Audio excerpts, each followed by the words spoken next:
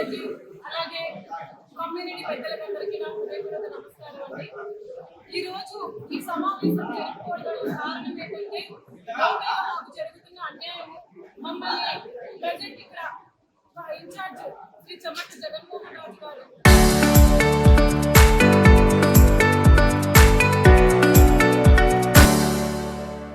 మా మీద జరుగుతున్న అన్యాయాల అక్రమాల గురించి మేము ఒక సమావేశం జరుపుకోవడం జరిగింది.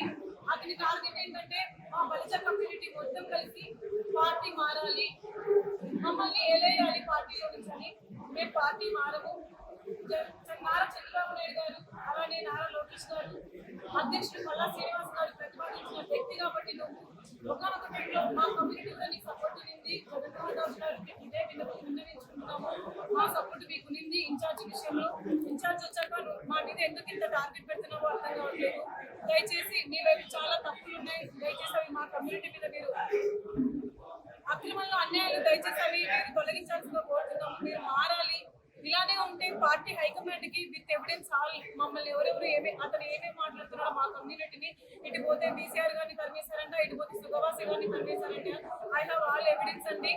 మేము చాలా వరకు ఓపికగా ఉన్నాము, కానీ మాకు ఓపిక నశించింది. రాబోయే స్థానిక ఎలక్షన్ లో మా బలం ఏంటని మేము నిరూపించాలని ప్రత్యేకంగా నువ్వు బలిజ కమ్యూనిటీ మీద మా మీద ఇంత టార్గెట్ పెట్టావు కదా. రాజంపేట మున్సిపాలిటీలో ఏ కమ్యూనిటీ తెలిసిందో నీకు ఐడియా ఉందంటే జగన్మోహన్ రాజు గారు బలిజ కమ్యూనిటీ అని తెలుసుకోండి ఫస్ట్. మీరు ఏమన్నంటే నలుగురి దగ్గర మాకు ఇంకొక విషయం అండి, ఈ రోజు ఈ సమావేశం జరుపుకోవడానికి కొంతమంది పెద్దలు మెడికల్ ఎమర్జెన్సీ వల్ల బెంగళూరులోనూ విజయవాడలోనూ హైదరాబాద్ కొంతమంది రాలేదు. ఇంకా కొంతమంది దారుణం అండి హౌస్ అరెస్ట్ చేస్తున్నారు, వాళ్ళని బెదిరిస్తున్నారు.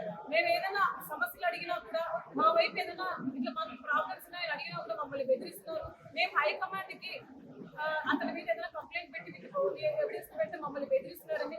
అన్న నారా లోకేష్ అన్న మిమ్మల్ని ఒక్కటే విన్నవించుకుంటున్నామన్నా, దయచేసి మా కమ్యూనిటీని రాజంపేట నియోజకవర్గంలో కాపాడండి. అలానే అతను చేసే అవినీతి అక్రమాల గురించి కాపాడండి మమ్మల్ని. ఇది ఒక్కటే మేము విన్నవించుకుంటున్నామన్నా. తొందరలో అతను మేము హైకమాండ్కి వెళ్తాము, అన్ని ఎవిడెన్స్ సబ్మిట్ చేస్తాము. పార్టీ ఏదైతే నిర్ణయిస్తామో దానికి మేము కట్టుబడి ఉంటాము. ఈ మీడియా సభంగా ఒకటే చెప్తున్నామండి, మేము మా కమ్యూనిటీ వాళ్ళకు పార్టీ మారము. నీ టార్గెట్ మేము రీచ్ అవ్వము. మాది తెలుగుదేశం పార్టీ. టీడీపీ పార్టీ అంటే ఒకటే కుటుంబము, ఒకటే కులము రాజంపేట నియోజకవర్గంలో. థ్యాంక్ యూ అండి అవకాశం ఇచ్చిన మీడియా పెద్దలకు.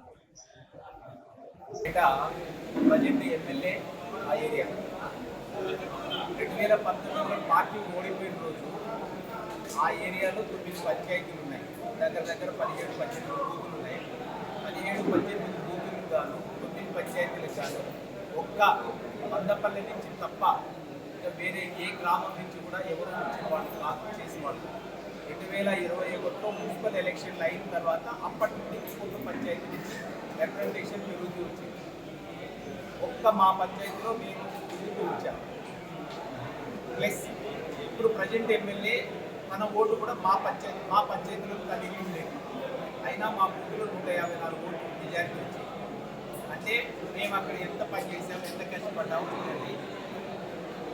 అంత చేస్తే కూడా నేను వచ్చిన తర్వాత వైసీపీ నుంచి వచ్చిన వ్యక్తికి మా పంచాయతీ బాధ్యతలంతా అప్పచెప్పి, వైసీపీ నుంచి వచ్చిన వ్యక్తికి పంచాయతీ బాధ్యతలంతా అప్పచెప్పి అధికారులకు అందరికీ చెప్పి ఆయన ద్వారా మీరు గ్రామంలో ఏదైనా పనులు చేయాలంటే అతని ద్వారా చేయండి అని చెప్తున్నాడు. అంటే నేను పార్టీకి చేసిన ద్రోహం ఏంటి, ఆయనకు చేసిన ద్రోహం ఏంటో నాకు అర్థం కావడంలే.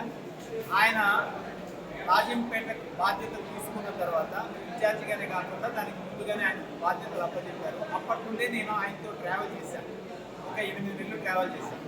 నేను ఆయన అడిగింది, మా గ్రామంలో ఈ సమస్యలు ఉన్నాయి, మాకు ఈ సమస్యలు చేయాలి. ఆ వరదలు అన్నమయ్య ప్రాజెక్టు వల్ల వరదల్లో కొట్టపోయి మాకు అన్ని ఇట్లా నష్టపోయాం, అవన్నీ మాకు మళ్ళా యథాతథ స్థితికి వచ్చేటట్టు చేయాలి అని చెప్పి అడగడం జరిగింది. అలాగే నాకు కొంత ప్రాబ్లమ్స్ ఉన్నాయి, అవి కూడా కొంత హెల్ప్ చేయండి అని చెప్పి అడగడం జరిగింది. కనీసం ఆయన మేము ఏదైతే మా ఊరికి చేయమని అడిగామో దాంట్లో కూడా ఆయన దాని మీద ఎఫర్ట్స్ పెట్టి దానికోసం ప్రయత్నించిన పాపను కూడా. దానికి కారణం ఏమో నాకు తెలియదు. అంటే మా ఊళ్ళో అంతా మేము బడ్జెట్ అనే దేవుడు మనకి తెలియదు. అదే పక్కన పులుపుతూరు గ్రామంలో 900 ఓట్లు, 900 ఓట్లలో 450 ఓట్లు వైసీపీకి మెజారిటీ ఆ బూత్. అక్కడ రాజులు ఒక 220 ఊళ్ళు ఉన్నాయి. అక్కడ మొత్తం అన్ని వాళ్ళ ద్వారా అన్ని పనులు అక్కడ చేస్తున్నాడు. మెజారిటీ వచ్చిన చోట వదిలేశాడు, మెజారిటీ రాని చోట అంతా ఇది చేస్తున్నాడు. ఎంతవరకు కరెక్టో నాకు అర్థం కావడం లేదు. మేము పార్టీకి చేసిన ద్రోహం ఏందో కూడా అర్థం కావడం లేదు. ఎందుకు మమ్మల్ని పక్కన పెట్టాడో కూడా అర్థం కావడం లేదు. ఇది పరిస్థితి. అతని ఆధ్వర్యంలో రేపు లోకల్ బాడీ ఎలక్షన్లలో గెలవడం కాదు, అసలు పోటీ చేసిన దానికి కూడా ముందుకు ఎవరు వస్తారన్న నమ్మకం నాకైతే లేదు. ఎందుకంటే అంత కాన్ఫిడెంట్ కార్యకర్తలు కలిగించాడు ఆయన. కాబట్టి పార్టీ పెద్దలు గౌరవ ముఖ్యమంత్రి వర్యులు నారా చంద్రబాబు నాయుడు గారు కావచ్చు, లేకపోతే నారా లోకేష్ గారు కావచ్చు, లేదా పల్లా శ్రీనివాసరావు గారు కావచ్చు, ఎవరైనా సరే రాజంపేట మీద ప్రత్యేకమైన దృష్టి పెట్టి ఇక్కడ ఏం జరుగుతుందో వాళ్ళ వాస్తవాలు తెలుసుకొని వీలైతే మాకు ఎవరైతే రాజంపేటలో సఫరర్స్ ఉన్నారో మేము ఓన్లీ ఈరోజు బలిజ కమ్యూనిటీని మాత్రమే అడిగాము. చాలామంది నాన్ బలిజ అంటే అదర్ క్యాస్ట్ బీసీలు కావచ్చు, ఇంకొకరు కావచ్చు వాళ్ళు కూడా అడిగారు. నెక్స్ట్ మళ్ళీ 1 వీక్లో ప్రోగ్రామ్ పెట్టండి, మేము అటెండ్ అవుతాము. కానీ అది రోజు ఇలా చేసుకుంటూ పోతే అది మంచి పద్ధతి కాదని ఓన్లీ కమ్యూనిటీ బేస్డ్గా మేము ఇక్కడ ఇది కావడం జరిగింది. కాబట్టి పార్టీ పెద్దలు దీన్నంతా దృష్టిలో పెట్టుకొని ఇక్కడ ఏం జరుగుతుందో గ్రహించి సరైన చర్యలు తీసుకొని భవిష్యత్తు రాబోయే లోకల్ బాడీ ఎలక్షన్లు కానీ 2029 ఎలక్షన్లు కూడా 3 ఏళ్లలో ఉన్నాయి. దానికి కూడా ఇప్పటి నుంచే ఇక్కడ క్యాండిడేట్ని సన్నద్ధత చేయాల్సిందిగా కోరుకుంటున్నాను. Thank you.